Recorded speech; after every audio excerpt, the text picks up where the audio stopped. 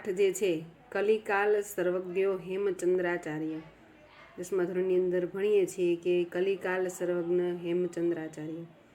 હેમચંદ્રાચાર્ય વિશેનો પાઠ જે છે ખૂબ સરસ મજાનો છે કે સિદ્ધરાજ જયસિંહના સમયમાં જે હેમચંદ્રાચાર્ય થઈ ગયા એની વાત છે એ આ પાઠની અંદર આપણે ભણીએ છીએ. એ પાઠ શરૂ કરી દીધો છે, આપણે અડધો પાઠ પૂર્ણ થઈ ગયો છે. આપણે આજે થોડુંક રિવિઝન કરીએ, ત્યાર પછી જેટલો પાઠ બાકી છે અનુવાદ માટેનો એ સમજીએ. તો તમને ખ્યાલ જ છે કે હેમચંદ્રાચાર્ય જે છે એના વિશેની ઘણી બધી વાતો છે એ આપણે આગલા લેક્ચરની અંદર કરી છે. અને તેમણે દીક્ષા લીધી ત્યાર પછી તેમનું નામ બદલીને શું થયું, અને તે પછી એ સિદ્ધરાજ જયસિંહ માટે કયા ગ્રંથની રચના કરવાની વાત થાય છે બંને વચ્ચે, એ બધી વાત આપણે જોઈ. તો પહેલાં આપણે અનુવાદ છે એનું પુનરાવર્તન શરૂ કરીએ કે વિક્રમસ્ય દ્વાદશ્યામ શતાબ્દામ સિદ્ધરાજ જયસિંહ માલવ વિજયમ કૃતવાન. તવાન શબ્દ છે પ્રત્યે જે લાગેલો છે કૃત શબ્દને, એ તમને ખબર જ છે કયું છે, કર્તરી ભૂત કૃદન. એટલે જે કૃદંતો આવતા જાય, વ્યાકરણ આવતું જાય, બધું જ તમારે સાથે સાથે સમજતું જવાનું છે. માલવ વિજયમ કયો સમાસ થાય છે? માલવ રાજ્ય પરનો વિજય, નોની નુના છઠ્ઠી વિભક્તિ. માલવ રાજ્ય પરનો વિજય એટલે છઠ્ઠી વિભક્તિ ત્યાં થાય છે. ત્યાર પછી અનુવાદ છે આપણે આગળ જોઈએ કે વિક્રમસ્ય દ્વાદશ્યામ શતાબ્દ્યામ સિદ્ધરાજ જયસિંહ માલવ વિજયમ કૃતવાન. વિક્રમે છે એ 12મી શતાબ્દીમાં, એ સિદ્ધરાજ વિક્રમની 12મી શતાબ્દીમાં સિદ્ધરાજ જયસિંહ નામનો જે રાજા થઈ ગયો તેણે માલવ રાજ્ય પર વિજય પ્રાપ્ત કર્યો હતો. વિજય અનંતરમ એટલે વિજય મેળવ્યા પછી જયસિંહ નૃપતે યશોવર્મણ સર્વધનમ ગૃહીત્વા ત્વાયિત્વા સંબંધક ભૂતકૃદંત અણહિલપુરમ પ્રતિ આગતવાન. કે વિજય મેળવ્યા પછી જે જયસિંહ હતો તેણે નૃપતે યશોવર્મણ, રાજા યશોવર્મણ છે તેનું બધું જ ધન એ લઈ લીધું અને અણહિલપુર પાટણ પાછો ફર્યો. ધનેન સહ તત્રત્યઃ ગ્રંથાગારઃ અપી તસ્ય હસ્તગતો જાતઃ. એણે શું કર્યું? ધનની સાથે એણે ત્યાંથી ગ્રંથાગાર એટલે કે ત્યાંની ગ્રંથાલયમાં જે ખૂબ મહત્ત્વના પુસ્તકો હતા તે પણ એણે હાથવગા કર્યા. અસ્મિન ગ્રંથાગારે બહવઃ અનુપમાઃ ગ્રંથાઃ. આ ગ્રંથાગારની અંદર એટલે આ ગ્રંથાલયની અંદર ઘણા બધા અદ્ભુત અનુપમ પુસ્તકો અથવા ગ્રંથા શબ્દ આપેલો છે, ગ્રંથો પણ હતા. તેષુ ભોજેન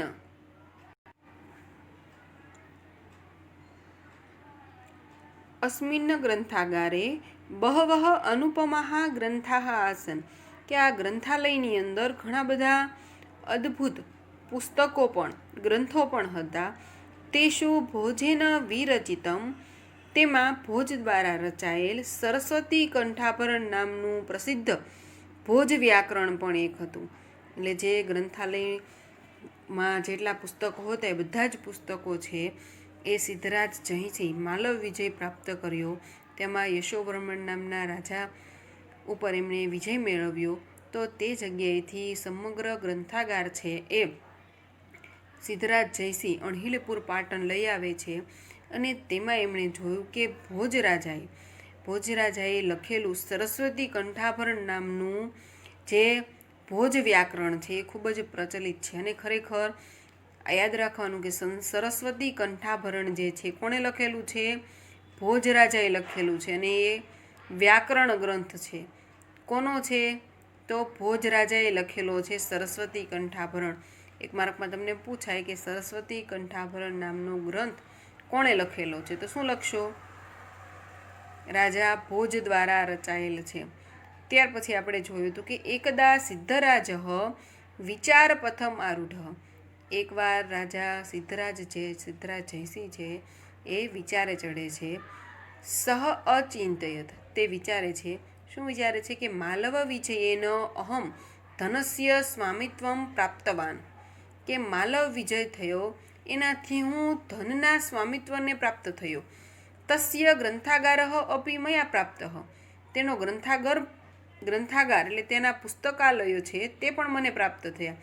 પરંતુ ભોજ વ્યાકરણેન ભોજસ્ય યાદૃશી કીર્તિ વર્તતે તાદૃશી કીર્તિ મયા ન પ્રાપ્તા, પરંતુ ભોજના વ્યાકરણ દ્વારા ભોજ રાજાને જે કીર્તિ પ્રાપ્ત થઈ છે તેવી મને પ્રાપ્ત થઈ નથી. એટલે કે છે કીર્તિ યશ્ય સહ જીવતી, કીર્તિ જીવે છે. માણસ મૃત્યુ પામે પરંતુ એની કીર્તિ, એના યશ છે, એની સફળતા છે, એના દ્વારા એ હંમેશા જીવતો રહે છે. અતઃ એતાદૃશમ કિમ અપી કરણીયમ યેન મદીયા કીર્તિ અપી તાદૃશી ભવેત યાદૃશી ભોજસ્ય હતી. એટલે કે છે કે આથી હું એવું શું કરું કે જેનાથી ભોજરાજાની જેવી કીર્તિ છે એવી મારી પણ થાય. તો ત્યાર પછી એ વિચાર કરીને, એટલે એવમ વિચારી, એવો વિચાર કરીને સહ તે જૈન મુનિ આચાર્ય હેમચંદ્રમ પ્રાપ્તવાન, જૈન મુનિ આચાર્ય છે તેમની પાસે ગયો, નિવેદિતવાન, અને નિવેદન કર્યું. શું નિવેદન કર્યું? અહી આચાર્યવર્યા, હે માનનીય આચાર્ય, ભવંતો ભોજ વ્યાકરણ સદૃશમ વ્યાકરણમ વિરચયંતુ. શું કે છે? ભવંતો એટલે કે આપ ભોજ વ્યાકરણ સદૃશમ, ભોજ વ્યાકરણ જેવું, વ્યાકરણમ વિરચયંતુ, વ્યાકરણ છે એની રચના કરો. યેન ભવતા મમ ચ કીર્તિ અમરા ભવેત, યેન ભવતા એટલે એનાથી, ભવતામ એટલે આપની, મમ એટલે મારી, ચ એટલે અને, એટલે કે એનાથી મારી અને તમારી બંનેની કીર્તિ છે અમરા ભવેત, અમર થઈ જશે. હવે ત્યાર પછી આપણે છે આગળનો પાઠ છે ભણીએ છીએ કે સિદ્ધરાજસ્ય જયસિંહસ્ય નિવેદનેન પ્રેરિતા હેમચંદ્રાચાર્યા એકમ પૂર્વ વ્યાકરણગ્રંથમ રચિતવन्तઃ. સિદ્ધરાજસ્ય જયસિંહસ્ય, જયસિંહ છે પણ કેવો છે? સિદ્ધરાજ જયસિંહ, એટલે અહીંયા બંનેને સ્ય પ્રત્યે લાગેલો છે, વિશેષણ. યાદ રાખવાનું બધું, ઘણું બધું ગ્રામર વચ્ચે વચ્ચે આવતું છે, બધું યાદ રાખતું જવાનું છે. કે સિદ્ધરાજસ્ય જયસિંહસ્ય નિવેદનેન પ્રેરિતા, સિદ્ધરાજ જયસિંહના નિવેદનથી પ્રેરાઈને હેમચંદ્રાચાર્યએ એકમ અપૂર્વમ, એક અપૂર્વ એવો વ્યાકરણ ગ્રંથમ, વ્યાકરણનો ગ્રંથ રચિતવંત એટલે રચ્યો. સહ સિદ્ધ હેમ વ્યાકરણમ ઇતિ નામના પ્રસિદ્ધ અસ્તિ. સહ તે સિદ્ધ હેમ વ્યાકરણ એવા નામથી પ્રસિદ્ધ છે. સિદ્ધ હેમ વ્યાકરણ, સિદ્ધનો અર્થ શું થાય? સિદ્ધરાજ જયસિંહ, હેમ એટલે હેમચંદ્રાચાર્ય, અને વ્યાકરણ એટલે બંનેના નામથી એને પ્રસિદ્ધ કર્યો કે સિદ્ધ હેમ વ્યાકરણ એવો ગ્રંથ જે છે. અસ્મિન અષ્ટૌ અધ્યાયા સંતિ, એમાં કેટલા અધ્યાયો છે? 8 અધ્યાયો છે. આવું પણ એક્ઝામમાં પૂછાય કે સિદ્ધ હેમ વ્યાકરણ ગ્રંથ છે કોણે રચ્યો? તો કોણે રચ્યો? હેમચંદ્રાચાર્યએ. અને એની અંદર અધ્યાયો છે એની સંખ્યા કેટલી છે? 8 અધ્યાય છે. તેષુ પ્રારંભિકેષુ ષટસુ અધ્યાયેષુ સંસ્કૃત ભાષાયાઃ અંતિમયો દ્વયો અધ્યાયો પ્રાકૃત ભાષાણામ ચ વ્યાકરણમ અસ્તિ. શું કે છે? તેની અંદર પ્રારંભમાં એટલે શરૂઆતના જે 6 અધ્યાયો છે તેની અંદર સંસ્કૃત ભાષા, અને અંતિમ જે 2 અધ્યાયો છે એની અંદર પ્રાકૃત ભાષાનું વ્યાકરણ છે. પ્રારંભિકેષુ ષટસુ અધ્યાયેષુ, શું આ છે અહીંયા? વિશેષણ. કારણ કે વિશેષણની અંદર શું આપણે જોયું કે વિશેષણ અને વિશેષ્ય બંનેની અંદર વિભક્તિ છે સમાન વપરાય છે. એટલે આ કે છે પ્રારંભિકેષુ ષટસુ અધ્યાયેષુ. સમજાણું ને? કે પ્રારંભના 8 અધ્યાય છે, તો 8 અધ્યાયની અંદર પહેલા 6 અધ્યાયની અંદર સંસ્કૃત ભાષાનું વ્યાકરણ છે, અને ત્યાર પછી બીજા 2 અધ્યાયની અંદર પ્રાકૃત ભાષા જે છે એનું વ્યાકરણ આપવામાં આવેલું છે. હવે આપણે પેરેગ્રાફ છે ફરી એકવાર જોઈ લઈએ કે સિદ્ધરાજ જયસિંહસ્ય નિવેદનેન પ્રેરિતા હેમચંદ્રાચાર્યા એકમ અપૂર્વમ વ્યાકરણ ગ્રંથમ રચિતવંતઃ કે સિદ્ધરાજ જયસિંહના નિવેદનથી પ્રેરાઈને હેમચંદ્રાચાર્યએ એક અપૂર્વ એવો વ્યાકરણ ગ્રંથ રચ્યો. તે સિદ્ધહેમ વ્યાકરણ નામે પ્રસિદ્ધ છે. આ ગ્રંથની અંદર 8 અધ્યાય છે. તેમાં પ્રારંભમાં 6 અધ્યાય છે, એની અંદર સંસ્કૃત ભાષાનું વ્યાકરણ અને અંતિમ 2 અધ્યાયની અંદર પ્રાકૃત ભાષાનું વ્યાકરણ છે. હવે ત્યાર પછીનો પાઠ છે આપણે જોઈએ. અહીં આપણે પાઠની અંદર 2 શબ્દ જોયા કે પહેલો શબ્દ હસ્તગતઃ, એ છે દ્વિતીય તત્પુરુષ સમાસ થાય છે, હાથ વગો કર્યો. ત્યાર પછી છે અનુપમઃ શબ્દ એક આપણે આવ્યો, એ બહુવ્રીહી સમાસ થાય છે. શા માટે? કારણ કે ન વિદ્યતે ઉપમા યસ્ય સહ અનુપમા, જેને કોઈ ઉપમા આપી શકાતી નથી એવો ગ્રંથ છે. એટલે અહીંયા બહુવ્રીહી સમાસ છે થાય છે. વિચાર પ્રથમ, હમણાં આપણે શબ્દ આવ્યો તો વિચાર પ્રથમ, વિચારે ચડ્યો, વિચારનો રસ્તો અપનાવ્યો, વિચારે ચડ્યો. તો શું અહીંયા થાય? વિચારસ્ય પંથાહ, વિચારના રસ્તે. એટલે ત્યાં શું થાય? ષષ્ઠી તત્પુરુષ સમાસ. ત્યાર પછી વ્યાકરણ ગ્રંથમ શબ્દ આપણે આવ્યો, વ્યાકરણ ગ્રંથમ, જો વ્યાકરણનો ગ્રંથ એવું એનું ગુજરાતી તમે સમાસ પ્રમાણે છૂટું પાડો તો શું થાય? વ્યાકરણ ગ્રંથમ. એટલે ષષ્ઠી તત્પુરુષ સમાસ છે ત્યાં થાય છે. ત્યાર પછી આપણો પાઠ છે આપણે આગળ વધારીએ તો એની અંદર છે કે હેમચંદ્રાચાર્યે લક્ષ્ય શ્લોક પરિમિતમ સાહિત્યમ વિરચિતમ અસ્તિ. હેમચંદ્રાચાર્ય એટલે જ્યાં સિદ્ધહેમ શબ્દાનુશાસન, સિદ્ધહેમ વ્યાકરણ નામનો જે ગ્રંથ રચ્યો એની વાત કરે છે કે હેમચંદ્રાચાર્યે લક્ષ્ય શ્લોક, લક્ષ્ય શબ્દનો અર્થ અહીંયા થાય છે 1 લાખ. કેટલા? 1 લાખ. શ્લોક પરિમિતમ, 1 લાખ શ્લોકોનું સાહિત્યમ વિરચિતમ અસ્તિ. હેમચંદ્રાચાર્યે 1 લાખ શ્લોકોનું સાહિત્ય રચ્યું. હેમચંદ્રાચાર્યે લક્ષ્ય શ્લોક પરિમિતમ.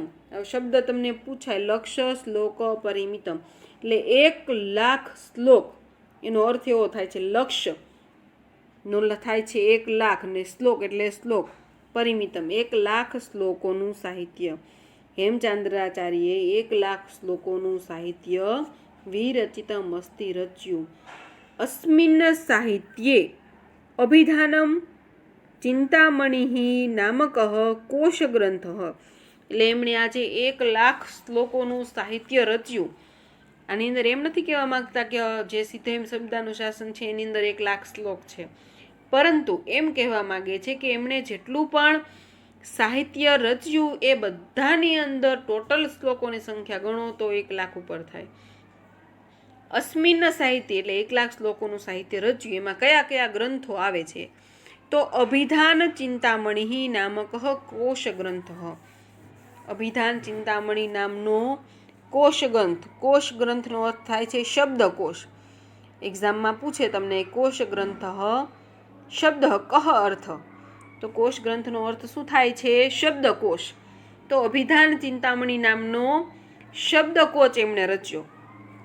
ચાલુક્ય વંશોત્કીર્તનમ નામકમ સંસ્કૃત પ્રાકૃત ભાષા નિબદ્ધમ દ્વયાશ્રયમ મહાકાવ્યમ. શું કે છે આની અંદર કે ચાલુક્ય વંશોત્કીર્તન, ચાલુક્ય વંશના જે કંઈ વંશાવલી છે એમની જે તે સમયની જે કંઈ નીતિ નિયમો છે એ બધું જ વર્ણન કરતો અને એ સમયનું ભાષાનું જ્ઞાન જે છે એનું લેખન કાર્ય કરતો એમને ગ્રંથ રચ્યો. તેનું સંસ્કૃત પ્રાકૃત ભાષામાં રચાયેલું દ્વયાશ્રય મહાકાવ્ય એમણે રચ્યું છે. કે ચાલુક્ય વંશોત્કીર્તન નામનું સંસ્કૃત પ્રાકૃત ભાષામાં રચાયેલું દ્વયાશ્રય મહાકાવ્ય એમણે રચેલું છે. ત્યાર પછી કહે છે કાવ્ય અનુશાસનમ નામક અલંકાર શાસ્ત્રીય ગ્રંથ. કાવ્ય અનુશાસન નામનો અલંકાર શાસ્ત્રનો ગ્રંથ રચ્યો. તમને એક માર્કમાં એવો પ્રશ્ન પૂછે કે અલંકાર શાસ્ત્ર માટે કયો ગ્રંથ રચેલો છે? તો અલંકાર માટે થઈને કાવ્ય અનુશાસન, કારણ કે અલંકાર શેમાં આવે? કાવ્યમાં જ આવે, પાઠમાં તો ન આવે, બરાબર.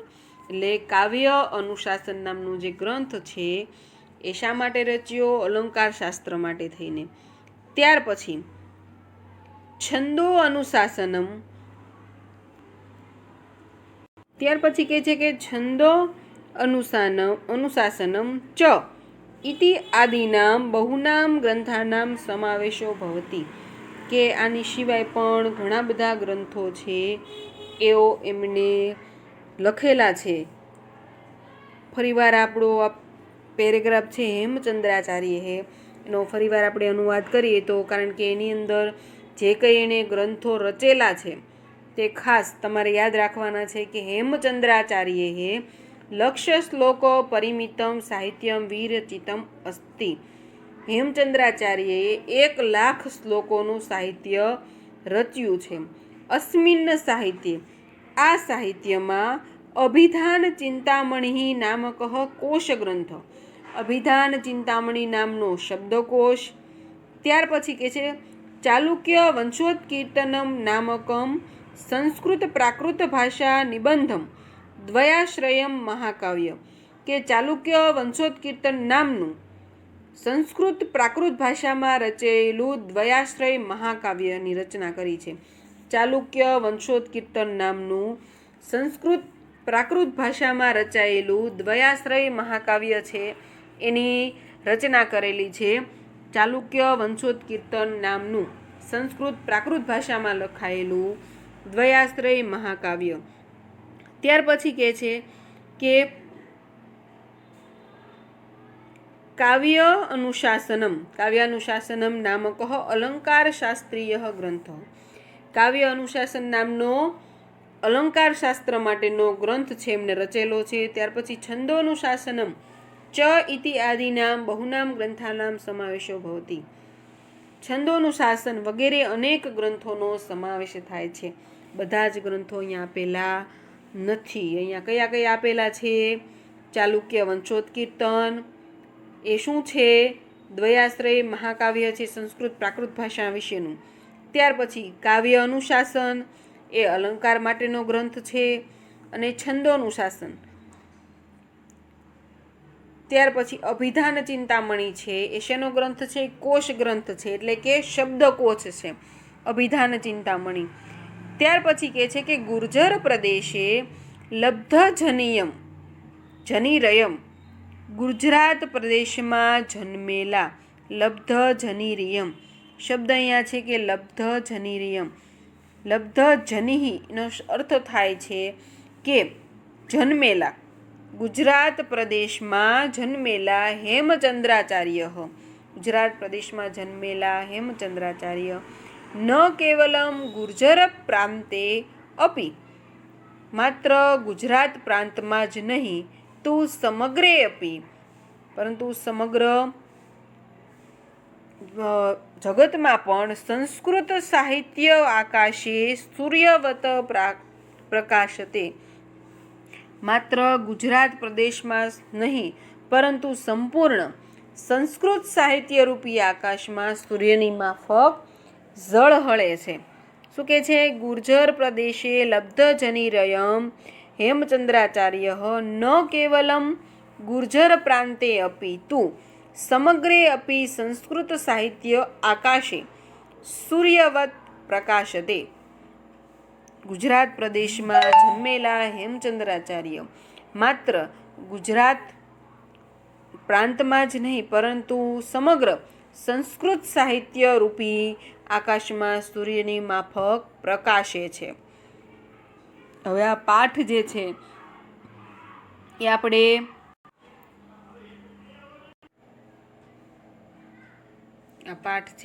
અહીંયા પૂર્ણ કરીએ છીએ. અને પાઠમાંથી જે કંઈ પ્રશ્નો સ્વરૂપે પૂછાય એવા શબ્દો છે, ગ્રંથોના નામ છે, અને ખાસ સરસ્વતી કંઠાભરણ નામનો ગ્રંથ છે, હેમચંદ્રાચાર્યે લખેલો નથી. કોણે લખેલો છે? ભોજરાજાએ. ભોજ વ્યાકરણ છે એની અંદર સરસ્વતી કંઠાભરણ, એટલે આ પ્રશ્ન વારંવાર પૂછાતો હોય છે, એટલે ખાસ યાદ રાખવાનું. ત્યાર પછી ગ્રામર છે એ તો ખાસ યાદ રાખવાનું, કારણ કે ગ્રામર છે ખૂબ જ મહત્ત્વનું છે. વિભક્તિઓ પણ સાથે તમારે યાદ કરતી જવાની છે, કારણ કે વિભક્તિઓ પણ ખૂબ જ મહત્ત્વની છે. તમને ખ્યાલ જ છે કે અકારાંત પુલ્લિંગમાં આપણે રામના રૂપો યાદ રાખીએ એની ઉપરથી તમારે બીજા બધાએ નપુંસકલિંગમાં પ્રથમા અને દ્વિતીય અલગ હોય કે વનમ વને વનાની, વનમ વને વનાની, બરાબર, એ બે સરખા સમાન જ આવે. અને બાકી તૃતીય વિભક્તિથી છેક સાતમી વિભક્તિ સુધી એ પુલ્લિંગ પ્રમાણે ચાલે.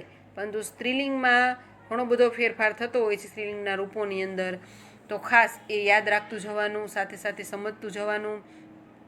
હવે આપણે થોડોક સ્વાધ્યાય છે જોઈ લઈએ, સમાસ ને બધું જ. ગ્રામર એટલે ગ્રામરનું બધું જ આવી જાય. ત્યાર પછી આપણે સ્વાધ્યાય છે જોઈ લઈએ. તો પ્રશ્ન છે કે વિકલ્પવાળા ખાલી જગ્યા તમને એક્ઝામની અંદર ખૂબ પૂછાતું હોય છે, અને જો તમે વ્યવસ્થિત આની તૈયારી કરો તો રોકડા માર્ક્સ તમને મળી જતા હોય છે. તો પ્રશ્ન એક છે કે સિદ્ધરાજ જયસિંહ માલવ વિજયમ કદા કૃતવાન, ક્યારે કર્યો? કદા શબ્દનો અર્થ શું થાય? ક્યારે. ક્યારે વિજય કર્યો તો માલવ વિજય? તો દ્વાદશ્યામ શતાબ્દામ, 12મી શતાબ્દીમાં. સરસ્વતી કંઠાભરણ નામના પ્રસિદ્ધમ વ્યાકરણમ કેન વિરચિતમ અસ્તિ, કોણે રચ્યું હતું? કોણે રચ્યું હતું? ભોજરાજાએ, ભોજેન. યશોવર્મણ ન આવે, હેમચંદ્રેણ, જયસિંહ ન આવે, શું આવે? ભોજેન. ભોજસ્ય કીર્તિ કેન આસિત, ભોજની કીર્તિ શેથી હતી? તો ભોજ વ્યાકરણથી. ત્યાર પછી કહે છે હેમચંદ્રાચાર્યેણ રચિતમ વ્યાકરણમ કેન નામના પ્રસિદ્ધમ અસ્તિ. હેમચંદ્રાચાર્યએ રચેલું વ્યાકરણ છે કોના નામે પ્રસિદ્ધ થયું? તો સિદ્ધ હેમ વ્યાકરણમ. હેમચંદ્રાચાર્યએ જે વ્યાકરણ લખ્યું હતું તે કોના નામે પ્રસિદ્ધ થયું? ત્યાર પછી છે સિદ્ધ હેમ વ્યાકરણે કતિ અધ્યાયા સંતિ, કેટલા અધ્યાયો છે સિદ્ધ હેમ વ્યાકરણની અંદર?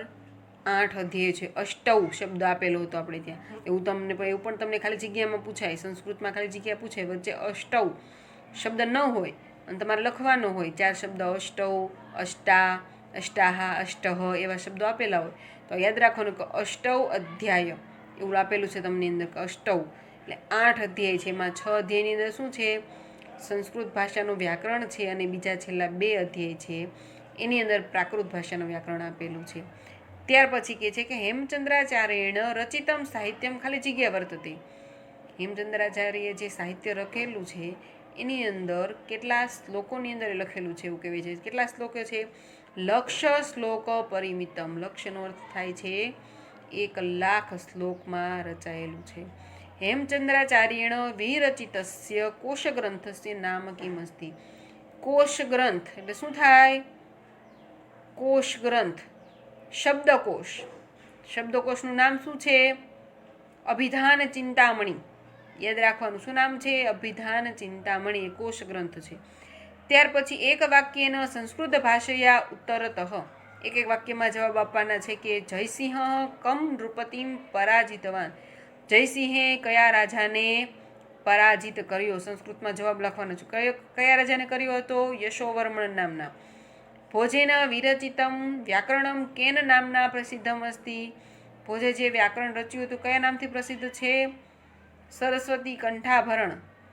કસ્ય નિવેદનેન પ્રેરિતા હેમચંદ્રાચાર્ય વ્યાકરણ ગ્રંથમ રચિતવંતઃ. કોના નિવેદનથી? તો સિદ્ધરાજ જયસિંહ. તમારે સંસ્કૃતમાં જવાબ લખવાનો. ત્યાર પછી સિદ્ધ હેમ વ્યાકરણસ્ય ષટસુ અધ્યાયસુ કસ્ય વ્યાકરણમ વર્તતે, કે 6 અધ્યાયો છે. કેવું વ્યાકરણ ગણાય છે? તો સંસ્કૃત ભાષાનું. જવાબ સંસ્કૃતમાં જવાબ લખવાના. હેમચંદ્રાચાર્યેણ રચિતસ્ય અલંકાર શાસ્ત્રીયસ્ય ગ્રંથસ્ય નામ કિમ અસ્તિ. હેમચંદ્રાચાર્યએ જે ગ્રંથ લખ્યો કયો? અલંકાર શાસ્ત્ર માટેનો, એનું નામ શું છે? કાવ્યાનુશાસન. યાદ રાખવાનું, અલંકાર હોય શેમાં હોય? કાવ્યમાં, એટલે યાદ રહી જાય કે કાવ્યાનુશાસન. ત્યાર પછી છે સંધિ વિચ્છેદ કરો. ગ્રંથાગાર વિસર્ગ પ્લસ અપી કીર્તિ વર્તતે વ્યાકરણમ અપી અસ્તિ પ્રાકૃત ભાષાણામ ચ લબ્ધજની પ્લસ અયમ. ત્યાર પછી છે કે કર્તરી ભૂતકૃદંતસ્ય યોગ્યમ રૂપમ લિખત વિજયાંતરમ જયસિંહ અણહિલપુર પ્રત્યાગચ્છત. તો કર્તરી ભૂતકૃદંતમાં શું આવે? યાદ રહ્યું કે ભૂલી ગયા? શું આવે કર્તરી ભૂતકૃદંતની અંદર? તવાન. તવાન પુલ્લિંગ માટે, તવતી સ્ત્રીલિંગ માટે, તવત. બરાબર, તવાન શબ્દ આવશે અહીંયા. તો શું છે કે વિજયાંતરમ જયસિંહ પુલ્લિંગ શબ્દ છે. અણહિલપુરમ પ્રત્યાગચ્છત. તો શું આવે? પ્રત્યાગતવાન. એકદા સિદ્ધરાજ અચિંતયત. તો શું આવે? અચિંતય શબ્દ શું આવશે અહીંયા? શું આવશે અહીંયા? અચિંતયત છે તો તવાન શબ્દ લગાવવાનો છે. તો શું આવશે? ચિંતિતવાન. ત્યાર પછી સહ હેમચંદ્રસ્ય સમીપમ અગચ્છત. તો શું આવશે અહીંયા? અગચ્છત છે તો ગતવાન. કારણ કે કર્તરી ભૂતકૃદંત છે તો ગતવાન. અચિંતયતનું શું થશે? ચિંતિતવાન. પ્રત્યાગચ્છતનું શું શબ્દ થયો અહીંયા? પ્રત્યાગચ્છતનું પ્રત્યાગતવાન. અચિંતયતનું ચિંતિતવાન. અગચ્છતનું ગતવાન. ત્યાર પછી છે હેમચંદ્રાચાર્ય વ્યાકરણ ગ્રંથમ અરચયન. અરચયનનું શું થશે? રચિતવંત. શું થશે? રચિતવંત. ત્યાર પછી છે અરચયત. સહ લક્ષ્ય શ્લોકો પરિમિતમ સાહિત્યમ અરચયત. અરચયતનું શું થશે? રચિતવાન. સમજીને યાદ રાખજો, એટલે બધા જ વ્યાકરણના જે કંઈ ટોપિક છે બધું જ યાદ રહી જશે. ત્યાર પછી આપણે ભણીએ છીએ કે સૂચના અનુસારમ શબ્દરૂપાણામ પરિચયમ કારયત. પેલો શબ્દ છે શતાબ્ધામ. શતાબ્ધામ શબ્દ શેનો છે? પ્રશ્ન 5 છે એમાં આપણે કરીએ છીએ કે સૂચના અનુસારમ શબ્દરૂપાણામ પરિચયમ કારયત. શબ્દરૂપોનો અર્થ થાય છે વિભક્તિ. બરાબર, વિભક્તિના જે રૂપો હોય એ પ્રમાણે આપણે કરવાનું હોય કે શબ્દ, મૂળ શબ્દ શું છે? શતાબ્ધામ. અહીંયા પહેલો શબ્દ છે શતાબ્ધામ.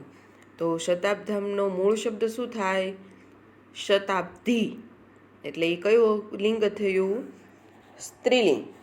બરાબર. ત્યાર પછી પૂછેલું છે કે વિભક્તિ. તો શતાબ્ધામ સ્ત્રીલિંગ હોય તો ત્યાં શતાબ્ધામ શબ્દ છે કઈ વિભક્તિ થાય? સાતમી વિભક્તિ. એટલે ત્યાં સાતમી વિભક્તિ આવશે ને વચન એકવચન. બરાબર છે. ત્યાર પછી બીજો શબ્દ છે નૃપતેહે. તો એ પુલ્લિંગ છે, નૃપતિ. મૂળ શબ્દ શું છે? નૃપતિ. અને પુલ્લિંગ છે તે નૃપતેહે. શું થાય? પાંચમી અને ષષ્ઠી એક વચન. કારણ કે ઇકારાંત પુલ્લિંગ છે. શું થાય? પાંચમી અને ષષ્ઠી એક વચન. ત્યાર પછી શબ્દ છે ધનેન. આમ તો મૂળ એનો શબ્દ થાય ધનમ. ધનમ કયો શબ્દ થાય? નપુંસકલિંગ. અને વિભક્તિ ધનેન. તૃતીયા વિભક્તિ. કઈ વિભક્તિ થાય? તૃતીયા વિભક્તિ એક વચન. ત્યાર પછી ચોથો શબ્દ છે ગ્રંથાગારે. મૂળ શબ્દ શું છે? ગ્રંથાગારઃ.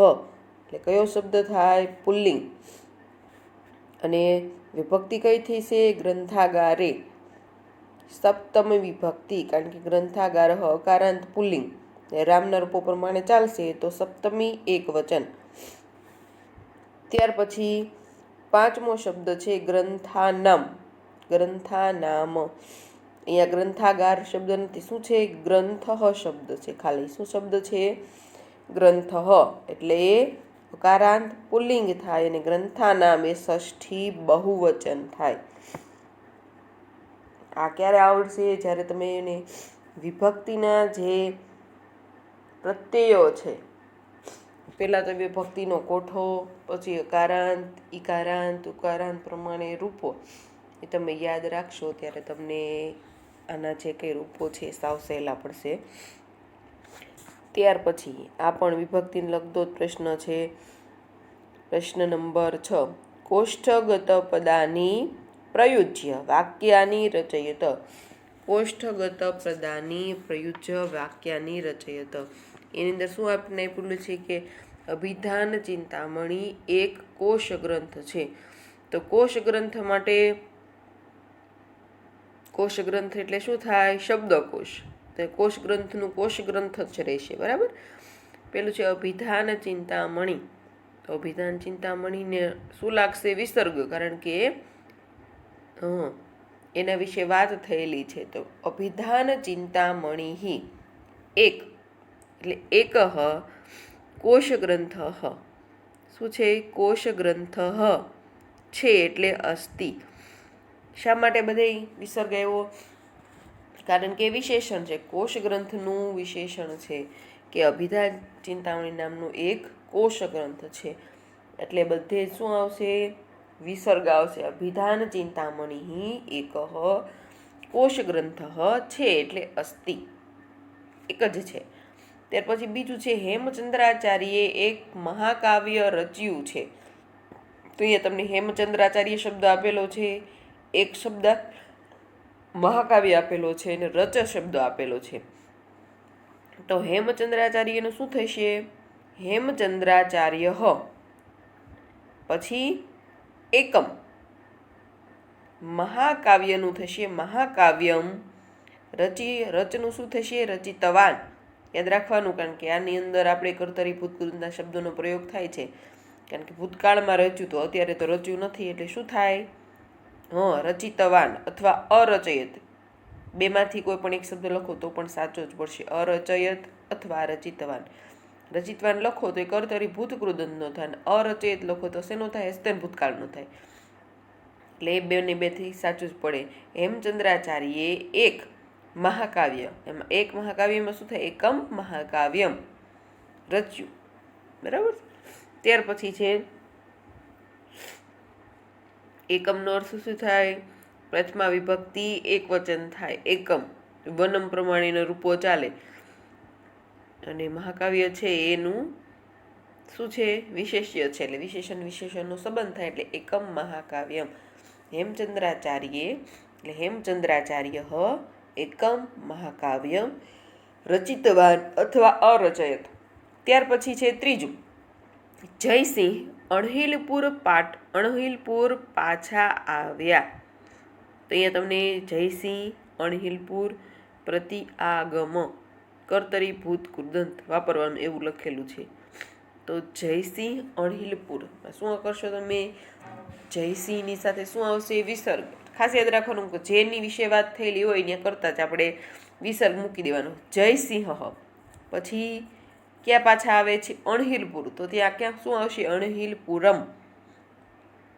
અણહિલપુરમ. પાછા આવ્યા તો પ્રત્યાગતવાન. પ્રતિ આ ને ગમ તો આપેલું છે, કર્તરી ભૂતકૃદંત લગાવવાનું, એટલે તમને આઈડિયા આવી જવો જોઈએ. શું લખવાનું? પ્રતિ આગતવાન. જયસિંહ અણહિલપુરમ પ્રતિ આગતવાન, પ્રત્યાગતવાન. ત્યાર પછી છે સિદ્ધહેમ શબ્દાનુશાસનમાં 8 અધ્યાયો છે. તો ત્યાં શું આવશે? સિદ્ધહેમ શબ્દાનુશાસને. કારણ કે શાસનમાં શબ્દ હોય ત્યાં હંમેશા શું આવે? સપ્તમી વિભક્તિ આવે. તો સિદ્ધહેમ શબ્દાનુશાસને અષ્ટનું શું થશે? અષ્ટવ અધ્યાય એટલે અધ્યાયા સંતિ. સિદ્ધહેમ શબ્દાનુશાસને અષ્ટવ અધ્યાયા સંતિ. ત્યાર પછી છે જયસિંહે એકવાર વિચાર કર્યો. તો જયસિંહમાં શું હશે? વિસર્ગ. જયસિંહ પછી એકદાનું એકદા રહેશે. વિચારનું શું થશે? વિચારમ. પછી ભૂતકૃદંત લગાવવાનું છે. ક્રુનું શું કર્તરી ભૂતકૃદંત થાય? કૃતવાન. જયસિંહ એકદા વિચારમ કૃતવાન. માતૃભાષામાં ઉત્તર આપો. સિદ્ધરાજ જયસિંહે ક્યારે માલવ વિજય કર્યો હતો? જવાબ તમારે લખવાના છે. માલવ વિજયથી જયસિંહને શું શું પ્રાપ્ત થયું હતું? ભોજની ખ્યાતિ શાના કારણે હતી? સરસ્વતી કંઠાભરણ એવું વ્યાકરણ ગ્રંથ લખ્યો હતો. એટલે હેમચંદ્રાચાર્યએ રચેલા સાહિત્યનું પ્રમાણ કેટલું હતું? 1,00,000 શ્લોક જેટલું. ત્યાર પછી જો તમને અહીંયા કોઠો આપેલો છે, આવી રીતને પણ પૂછાય. કાવ્યનું શાસન શું છે?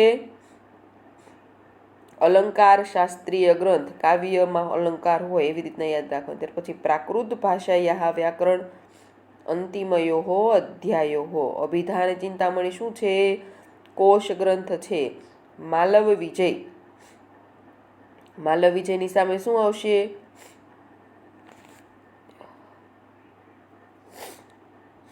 માલવ વિજયની સામે જયસિંહ.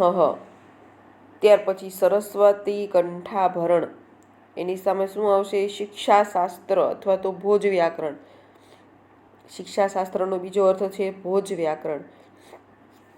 આ રીતે આપણે આ પાઠ છે પૂરો કરીએ છીએ. હવે જો તમારે ખાસ ગ્રામરમાં ધ્યાન રાખજો, ગ્રામરનો જે સ્વાધ્યાય છે 1 થી 8 પ્રશ્નો એ લખો ત્યારે સમજી વિચારીને લખજો, એટલે તમને સાથે સાથે યાદ પણ રહેતું જાય.